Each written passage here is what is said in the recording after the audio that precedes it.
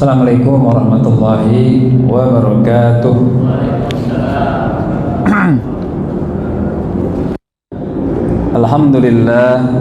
Alhamdulillahi wa kafa.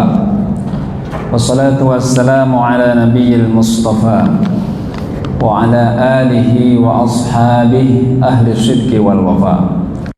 Asyhadu an la ilaha illallah wahdahu la syarika lah wa asyhadu anna Muhammadan abduhu wa rasuluhu la nabiyya ba'dah.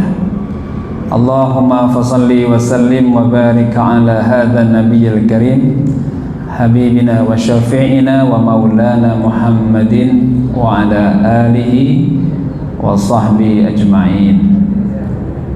Qala ta'ala fi kitabihil karim, a'udzu billahi minasy syaithanir rajim.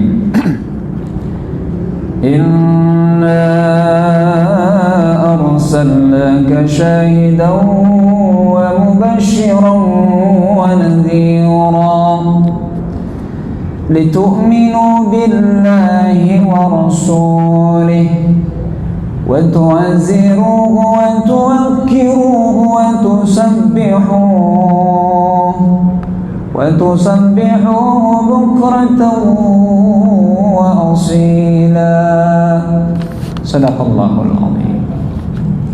Hadirin jamaah salat maghrib yang berbahagia, pertama dan yang utama kita panjatkan puji dan syukur kehadirat Allah.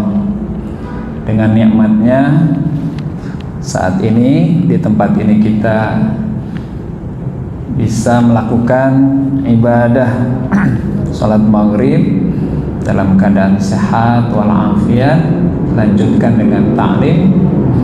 Mudah-mudahan catat sebagai amal dan juga kebaikan yang berlimpah pahalanya di sisi Allah Subhanahu wa taala. Salawat dan salam kita sampaikan kepada yang mulia junjungan kita Rasulullah Muhammad sallallahu alaihi wasallam.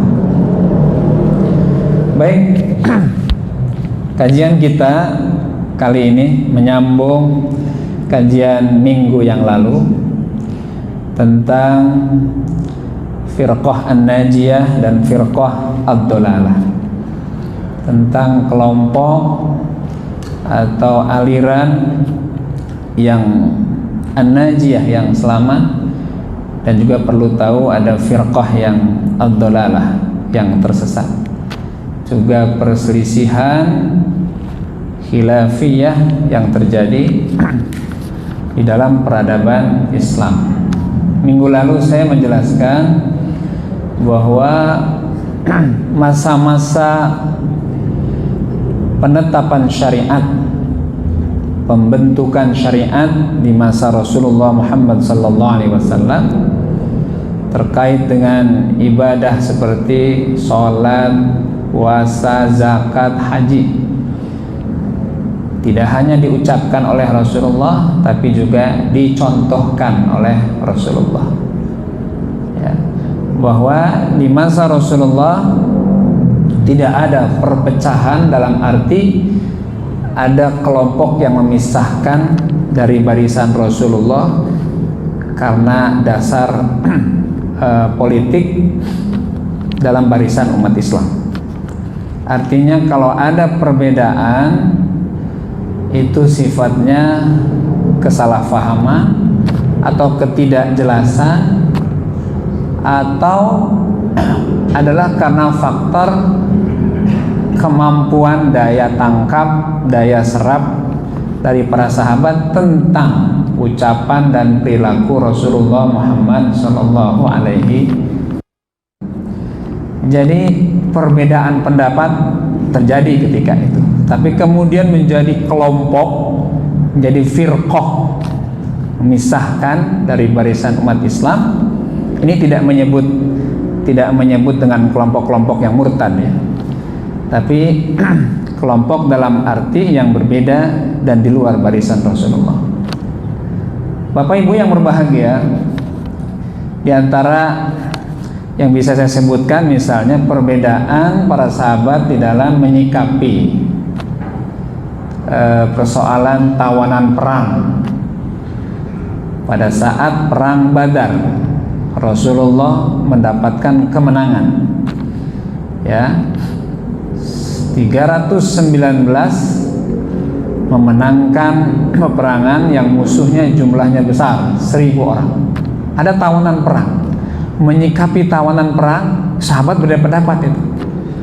Ada sahabat yang mengatakan, udah habisin aja lah ini tawanan perang ini. Ada juga yang berpendapat, oh jangan, kita berdayakan aja ini. Kalau dia yang tawanan perang ini pandai menulis, suruh ngajar aja. Kalau ada yang pandai membaca, suruh ngajar, baca aja.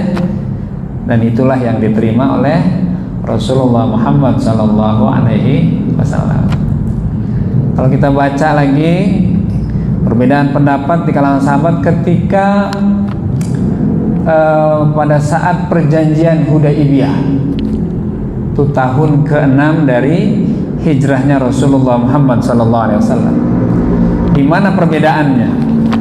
Ketika orang kafir Quraisy tidak menghendaki Rasulullah umroh, jadi Rasul dilarang, Pak. Padahal Rasul udah kangen itu.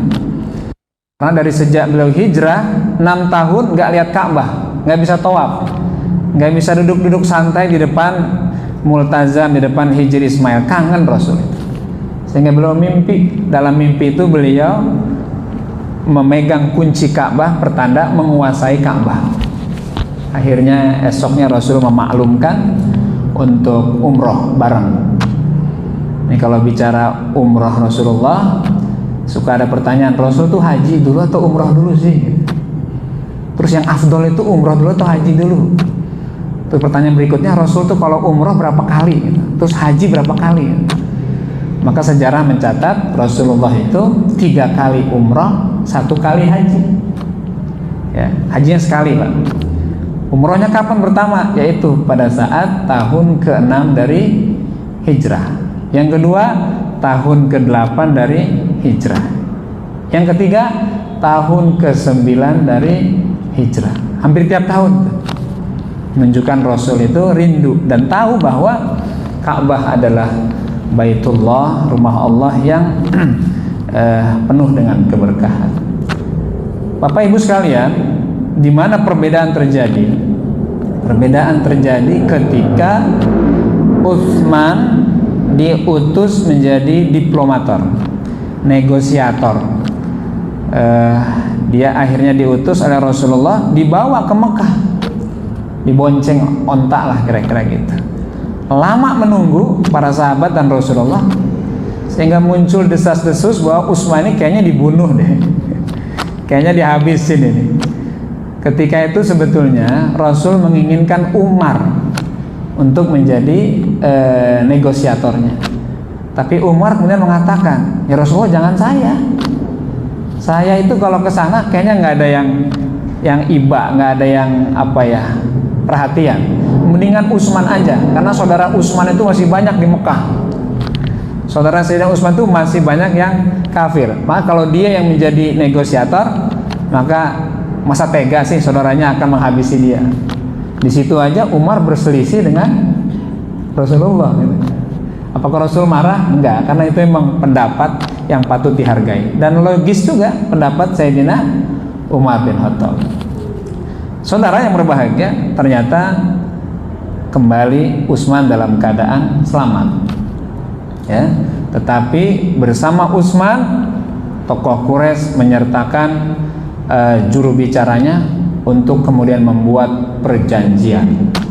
Perjanjian itulah yang kemudian dikenal dengan perjanjian Hudaibiyah. Ada 4 poin setidaknya. Pertama adalah dalam perjanjian itu Rasulullah tidak boleh umroh, tidak boleh masuk Masjidil Haram, tapi tahun depannya boleh. Nah, kemudian yang kedua apa? Siapa yang akan berada di barisan Rasulullah dipersilahkan, dan siapa yang tetap berada dalam barisan Quraisy dipersilahkan. Terus yang kedua apa? Selama 10 tahun dilakukan gencatan senjata. Dan yang terakhir, nah ini nih yang menjadi perbedaan pendapat di kalangan sahabat. Apa?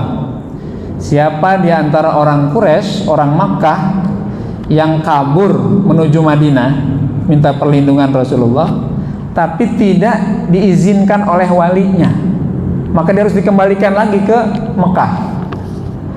Tapi kalau ada orang Madinah kabur dari Madinah mau ke Mekah, ya kan, maka dia tidak perlu dikembalikan ke Madinah. Ini kan nggak fair nih sebenarnya. Nah, disitulah penulis perjanjian yang bernama Sayyidina Ali karramallahu wajhah. Beliau ini pandai membaca, pandai menulis. Akhirnya Rasulullah menyuruh Ali untuk menulis butir-butir perjanjian. Apa yang menjadi keberatan para sahabat? Pertama, ketika Rasul mendiktekan kepada Ali, kata Rasulullah, ini perjanjian damai dari Muhammad Rasulullah. Kata perwakilan Quraisy yang bernama Suhel kalau nggak salah. Oh, kami nggak terima. Jangan ada Rasulullah. Harus diganti, jangan Muhammad Rasulullah, dengan kalimat yang lain. Kalimatnya adalah ini perjanjian damai dari Muhammad bin Abdullah. Mereka keberatan, Pak. Sayyidina Ali geram itu. Sahabat yang lain juga geram. Nggak setuju gitu. Tapi Rasul ngalah, Pak, ngalah. Ya udah, nggak apa-apa. Perjanjian damai dari Muhammad bin Abdullah. Akhirnya Sayyidina Ali menuliskan. Kemudian yang kedua, Rasulullah mengatakan Bismillahirrahmanirrahim. Ini juru bicara orang Quraisy keberatan. Ini kalimat apa ini? Kami keberatan dengan kalimat ini. Ganti dengan Bismika Allahumma. Jangan dilanjutin ya. Bismika Allahumma ahya wa amut lagi nanti. Gak setuju mereka dengan Bismillahirrahmanirrahim. Akhirnya diganti dengan Bismika Allahumma. Ngalah Rasulullah. Tapi Umar, Utsman, Sayyidina Ali geram, Pak. Ini kelewatan tadi kita udah ngalah nih. Ini ngalah lagi.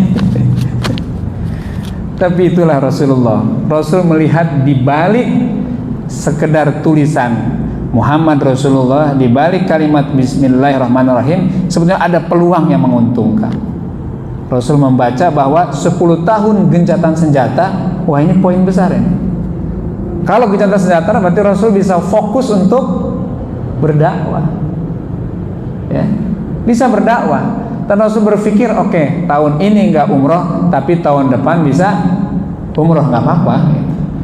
Tapi tidak terjadi tahun depan. Baru kemudian 2 tahun kemudian Rasul berumroh, yaitu pada tahun ke-8 dari hijrahnya Rasulullah Muhammad sallallahu alaihi wa alihi wasallam. Di bagian-bagian itulah perselisihan atau silang pendapat, bahkan dengan yang mulia Nabi kita Muhammad sallallahu alaihi wa alihi wasallam. Bapak-bapak hadirin yang berbahagia, kenapa di zaman Rasul tidak terjadi seperti itu? Karena figur Rasulullah yang luar biasa. Beliau bertindak, berbuat dengan keteladanan, dan apa yang kemudian Rasul putuskan itu kemudian memiliki hikmah yang besar, ya. Dan kemudian para sahabat faham dan mengerti bahwa apa yang diucap, apa yang dibuat, apa yang ditindak oleh Rasulullah semuanya berdasarkan bimbingan wahyu. Wa ma yantiqu 'anil hawa in huwa illa wahyu yuha. Nabi Muhammad tidak berbicara dengan hawa nafsunya, tapi yang keluar, yang terjadi dalam tindakan dan perbuatan berdasarkan bimbingan wahyu. Saudara yang berbahagia, kapan kemudian terjadi perbedaan yang cukup serius? Nah, itu kemudian terjadi ketika yang mulia, yang tercinta, yang agung Nabi Muhammad SAW wafat, ya, figur Rasulullah kemudian tidak ada lagi.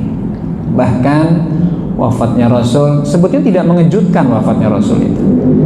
Mengejutkan buat seorang Umar, karena di saat itu Umar sedang cinta-cintanya sama beliau.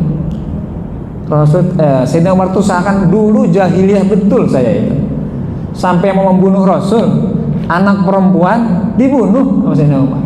Di saat beliau sedang cinta, sedang kagum, sedang ngefans lah bahasa gitu, Rasul meninggal, shock dia Pak.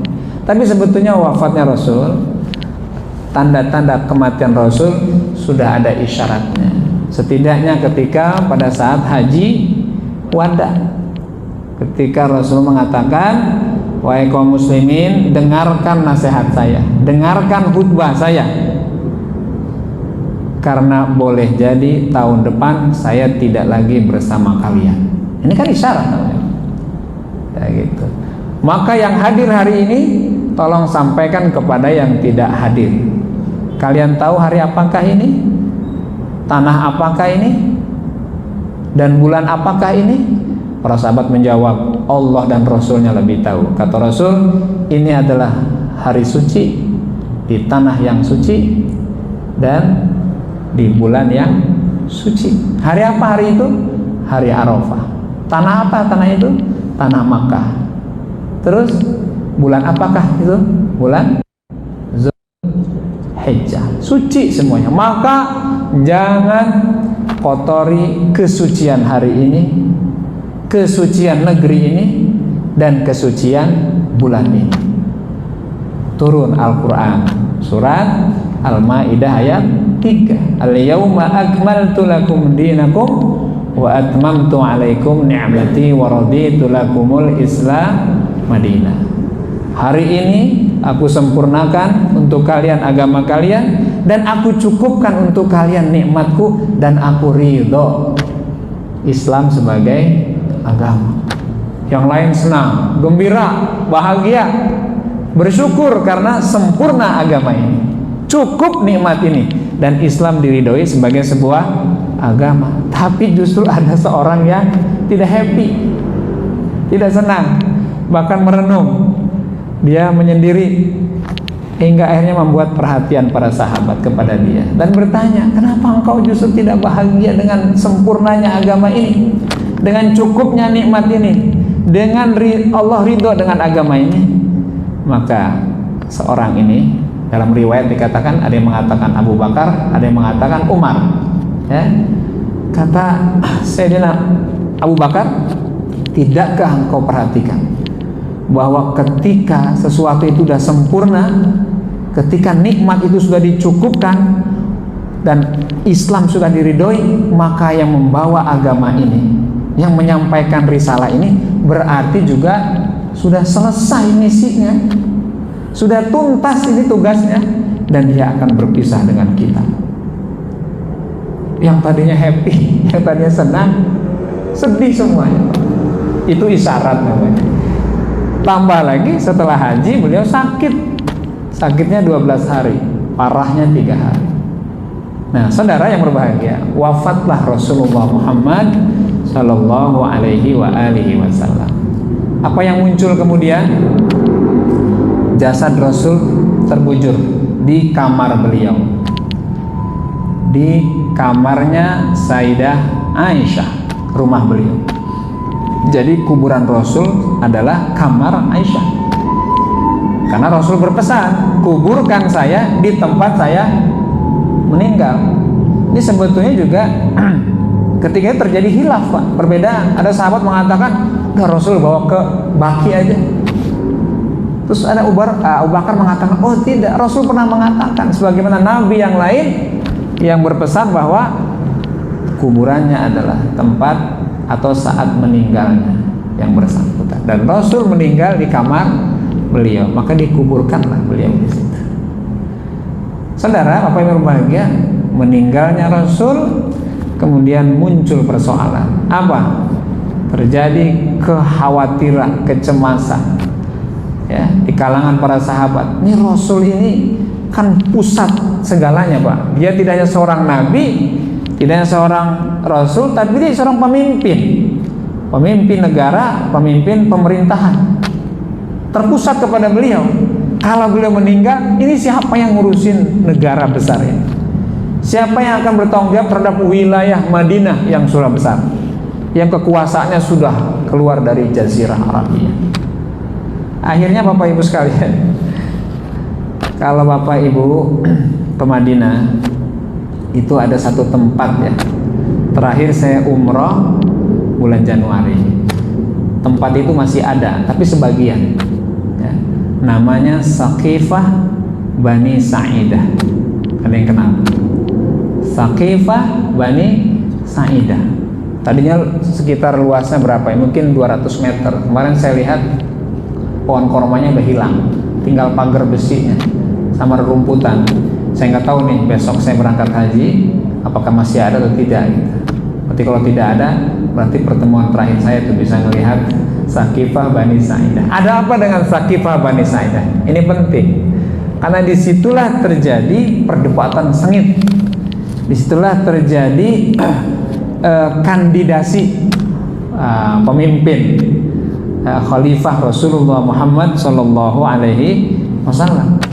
Ketika itu orang-orang muhajirin, orang-orang Ansor, berarti orang-orang Madinah, Pak, berpikir, wah ini kampung kita, ini wilayah kita, ini muncul kesukuannya lagi, Pak. Maka yang menjadi khalifah itu kan pengganti artinya, Pak. Maka harus yang menjadi khalifah Rasulullah, pengganti Rasulullah adalah kita ini. Nah, Bapak Ibu semua bahagia, mereka menuakan atau menokohkan seorang yang bernama Sa'ad bin Ubadah. Mereka mengatakan, ini orang terbaik kita nih, Sa'ad bin Ubadah. Kita pilih, kita angkat untuk menjadi khalifah Rasulullah Sallallahu Alaihi Wasallam. Ada yang kenal Sa'ad bin Ubadah? Nggak terlalu terkenal ya. Ini harus kita kenalkan. Itu pendapatnya orang Ansor. Apakah diamini? Ternyata Al-Muhajirin, sahabat-sahabat Muhajirin yang hijrah dari Mekah, ya Abu Bakar, Umar, Utsman, Tolha, Sa'ad bin Abi Waqqas, Zubair bin Awam, Abu Auf, semuanya adalah Muhajirin. Kemudian lewat lisannya Sayyidina Abu Bakar ketika itu mengatakan, saya mengusulkan 2 orang untuk dipilih salah satunya. 2 orang kandidat bisa dipilih salah satunya. Kata Abu Bakar, siapa? Boleh dipilih Abu Ubadah atau Umar bin Khattab. Abu Ubadah ini mewakili Ansor, sementara Umar bin Khattab mewakili Muhajirin. Apakah langsung diamini? Enggak juga tuh. Orang Muhajirin, orang Ansor mikir lagi, oh ini kan berarti ada kemungkinan yang menjadi khalifah Rasul adalah dari Muhajirin, bukan dari kita. Nah, saudara-saudara yang berbahagia, yang ketiga ada seorang tokoh yang dituakan juga dari Ansar ya, dari suku Aus, yaitu Habbab bin Munzir ya. Apa kata beliau? Saya mengusulkan agar masing-masing aja pilih pemimpinnya. Muhajirin pilih pemimpinnya, Ansor juga pilih pemimpinnya. Jadi ada 2 pemimpin gitu, Pak. Langsung dibantah oleh Sayyidina Umar bin Khattab. Kata Umar, bagaimana mungkin ada 2 pemimpin dalam satu kekuasaan? Nggak bisa ya. 2 kepala, 2 khalifah dalam satu kekuasaan, nggak akan beres. Langsung dibantah oleh Sayyidina Umar bin Khattab. Dari situ udah terjadi, Pak, perdebatan panjang, pertikaian yang luar biasa. Tapi nggak sampai tonjok-tonjokan, Pak ya, apalagi mengatakan hal-hal yang buruk ya. Nah, saudara-saudara, Bapak Ibu yang berbahagia, pada akhirnya ada seorang tokoh yang dari kaum Ansar yang bernama Basir bin Sa'ad Al-Ansar ya, mengatakan bahwa masing-masing Muhajirin, Ansar memiliki kelebihan, juga ada kekurangan. Masing-masing punya jasanya. Orang Muhajirin datang dari Mekah menemani Rasulullah, berjuang lebih dulu di saat mereka minoritas, di saat mereka susah, bahkan nyawa dipertaruhkan untuk bagaimana mempertahankan agama. Demikian juga orang muhajirin, orang ansor, kalian punya jasa yang besar, menolong, membantu, memfasilitasi, merelakan negerinya untuk bisa ditempati saudara yang dari muhajirin. Masing-masing punya amal, masing-masing punya keutamaan. Lihatlah Rasulullah, bahwa Rasul berjuang bukan karena ingin memperlihatkan kelebihan dan keutamaannya, tapi Rasul menyatukan semua elemen masyarakat, elemen umat Islam, baik muhajirin dan ansor. Teringatlah oleh seorang Basir bin Sa'ad ketika Rasul mempersaudarakan kaum muhajirin dan ansor, kelompok yang hijrah, yang ketika hijrah mereka itu miskin, bahkan dalam Al-Quran bukan disebut miskin, fakir. Bapak Ibu tahu fakir, Bu? Fakir itu miskin kuadrat. Kalau miskin itu punya pekerjaan, ya, punya pendapatan, tapi hasil pendapatan pekerjaannya tidak cukup untuk pengeluarannya. Artinya pengeluarannya lebih besar dari pendapatan, sehingga harus gali lubang tutup lubang. Itu miskin gitu. Ya. Tapi kalau fakir nggak punya kerjaan, bahkan kaum muhajirin nggak punya tempat tinggal lagi, maka disebut dengan fakir. Kalau nggak ada pekerjaan, ya jangan berharap ada pendapatan. Apa yang dilakukan Rasul ketika menemukan saudara muhajirin tidak punya tempat tinggal, tidak punya pekerjaan? Rasul mempersaudarakan muhajirin dan ansar, dan Rasul menemukan pula orang-orang muhajirin ansar ini baik sekali. Kalau mereka punya 2 kebun, 1 kebun untuk dirinya, 1 lagi untuk saudara muhajirin. Kalau mereka punya 2 rumah, 1 rumah untuk dirinya, 1 rumah lagi untuk saudaranya yang muhajirin. Bahkan kalau istrinya banyak, waktu itu belum ada batasan poligami, Pak. Ada laki punya istrinya 10, ya, seperti Ka'ab bin Malik, maka dibagi itu istrinya setelah ditalak maksudnya.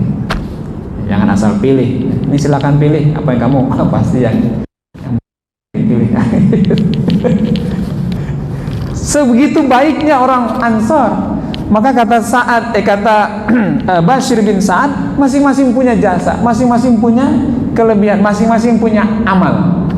Bagaimana Rasulullah mengajarkan kita semuanya. Maka akhirnya usulan Sayyidina Abu Bakar yang mengusulkan 2 orang tadi, Abu Ubadah dan Umar bin Khattab, ditolak, Pak. Siapa yang menolak? Ya keduanya, Abu Ubadah menolak, Umar juga menolak. Waduh, 2 orang yang dijadikan justru tidak mau dipilih untuk menjadi khalifah. Terus gimana? Berbalik, Pak. Berbalik, Sayyidina Umar yang langsung berdiri. Setelah dia mengatakan saya tidak mau dipilih, dia langsung mengatakan justru saya memilih Abu Bakar sebagai khalifah. Tidak mau dipilih, tapi justru dia memilih terlebih dahulu, dan yang dipilih adalah Abu Bakar Siddiq dengan alasan-alasan yang banyak. Kata Umar bin Khattab, saya memilih membaiat Abu Bakar karena ada banyak yang melekat pada diri Abu Bakar dan tidak dimiliki oleh yang lain. Dialah orang yang pertama kali masuk Islam. Dialah yang menemani hijrahnya Rasulullah. Kebayang tuh oleh sahabat bagaimana beratnya, bagaimana luar biasanya menemani hijrahnya Rasul. Nyawa taruhannya, Pak. Ketika orang kafir hampir menemukan Rasul di guha, disitulah Abu Bakar bersama Nabi.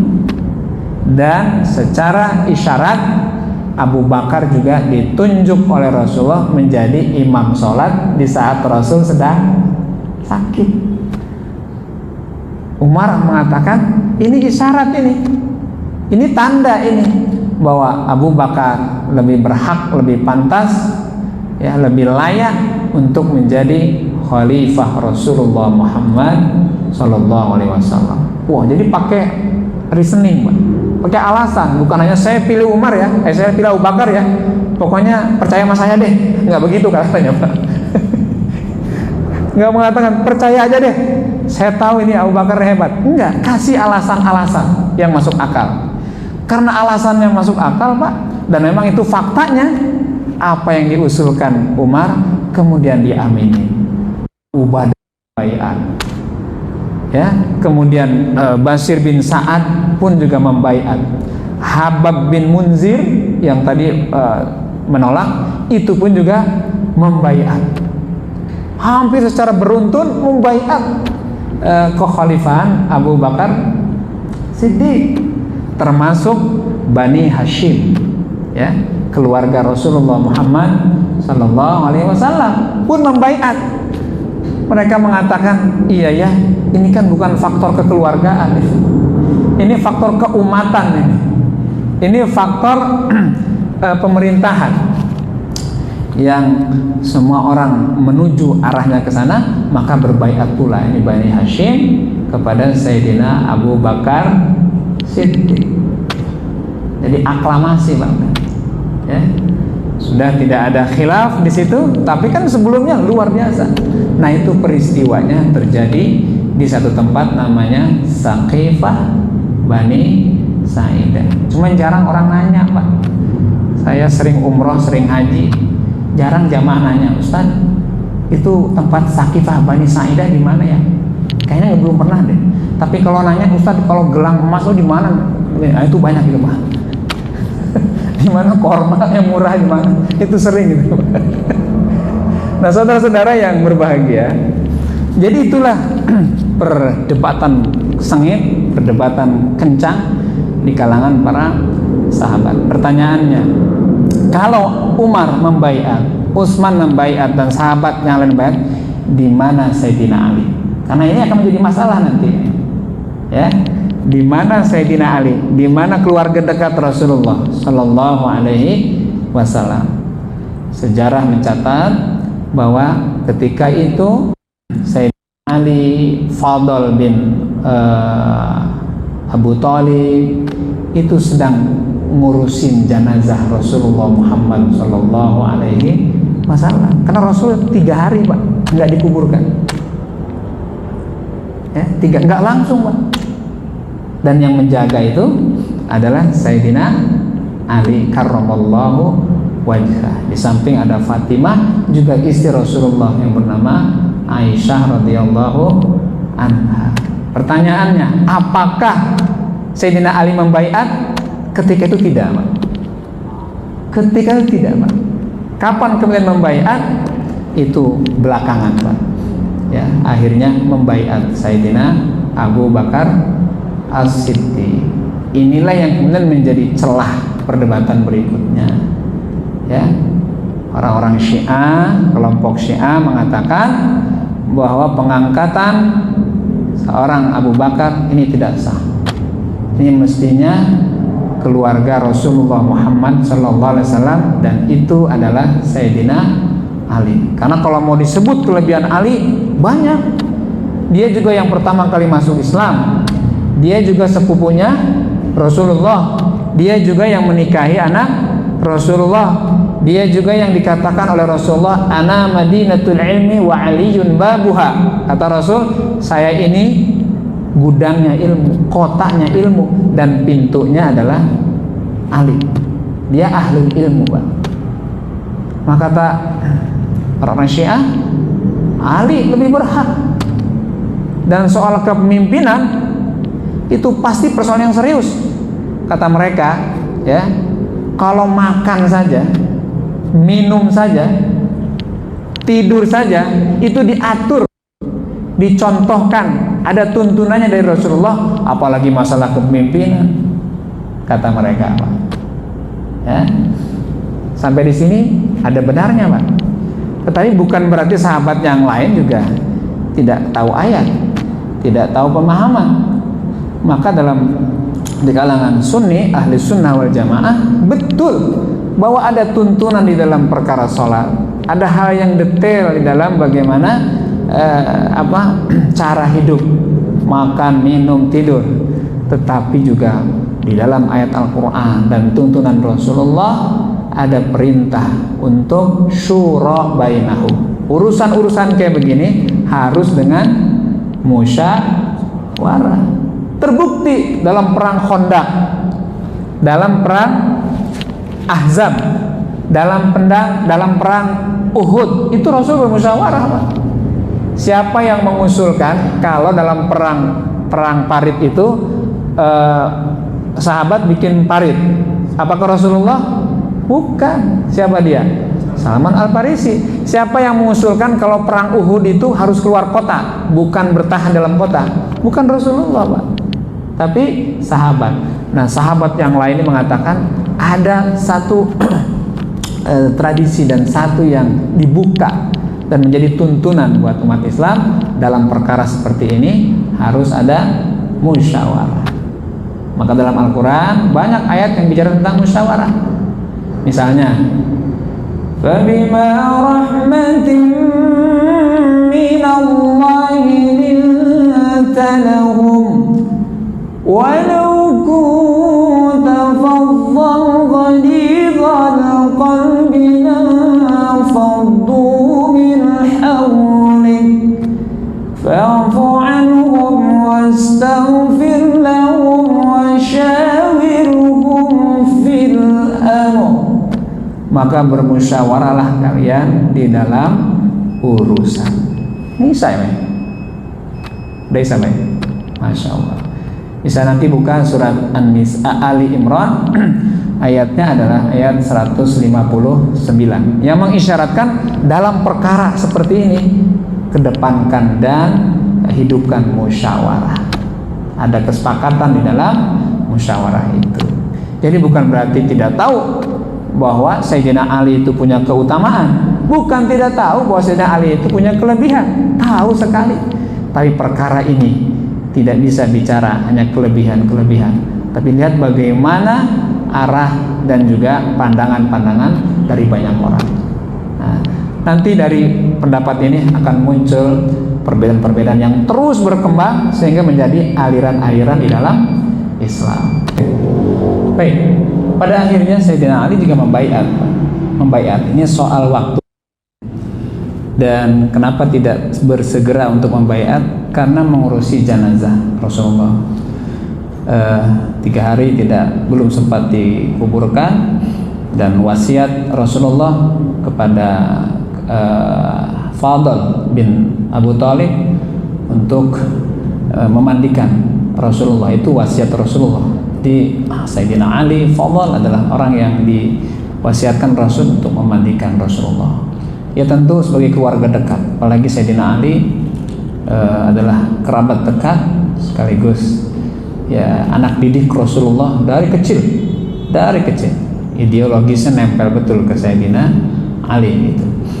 Jadi bukan tidak membaiat, ini soal waktu saja. Pada akhirnya membaiat. Ini sekaligus membantah tudingan bahwa Sayyidina Ali ngambek gitu. Sayyidina Ali tidak mau mengakui kekhalifahan Sayyidina Abu Bakar. Beliau membaiat dan mengakui Abu Bakar sebagai khalifah. Hanya soal waktu saja.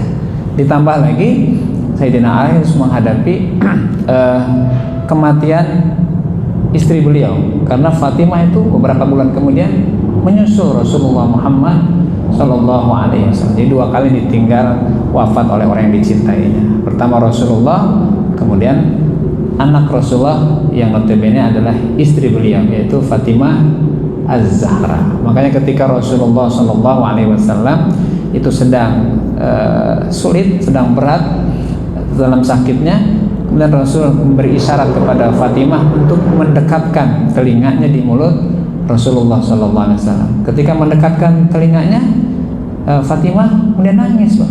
Nangis. Tapi kemudian pada bisikan berikutnya dia senyum. Ini dilihat oleh para sahabat. Ini kenapa Fatimah? Di saat bisikan Rasul pertama dia nangis, dan di saat bisikan kedua dia senyum. Ternyata kemudian Fatimah menjelaskan, sungguh pada bisikan pertama itu Rasul mengatakan bahwa beliau akan segera mengakhiri hidupnya, sudah berat sakitnya dan akan meninggalkan keluarga. Maka kata saya Fatimah, saya sedih, maka saya nangis. Tapi bisikan kedua Rasul mengatakan, ya Fatimah, sungguh engkau adalah keluargaku yang akan menyusulku segera. Maka aku tersenyum karena aku senang kalau menyusul Rasulullah sebagai ayahku, kekasihku, dan panutanku. Jadi dua musibah yang harus dihadapi oleh Sayyidina Ali bin Abi Thalib, makanya dia agak lama untuk berbaiat, tapi bukan tidak setuju. Ini sekaligus menjelaskan pandangan yang mengatakan bahwa Sayyidina Ali tidak membaiat. Kalau dan bukan sifat seorang sahabat kalau enggak setuju terus diam saja, enggak. Kalau Sayyidina Ali tidak setuju pasti dia berontak. Tapi itu tidak terjadi. Sampai pada masa Khalifah Umar pun demikian, dia berbaiat. Sampai pada Khalifah yang ketiga Utsman pun dia berbaiat. Jadi sebetulnya nggak ada persoalan. Gitu.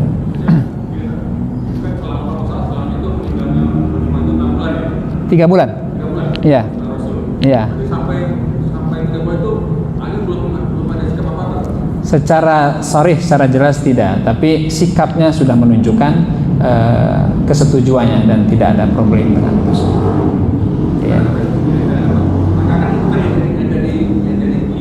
Ya, itu nanti kita akan bahas nanti di mana argumentasi, di mana alasan Syiah kenapa kemudian menganggap bahwa Ali lebih berhak dan Sayyidina Abu Bakar dan Umar dianggap merampas hak kekuasaan kekhalifahan Rasulullah. Nanti kita akan bahas itu. Gitu. Ada yang lain? Cukup? Baik, demikian uraian penjelasan tentang sejarah Rasulullah SAW. Mohon maaf atas segala kurangan dan terima kasih atas perhatian. Al-haq min rabbik fala takunanna minal mumtarin. Assalamualaikum warahmatullahi wabarakatuh.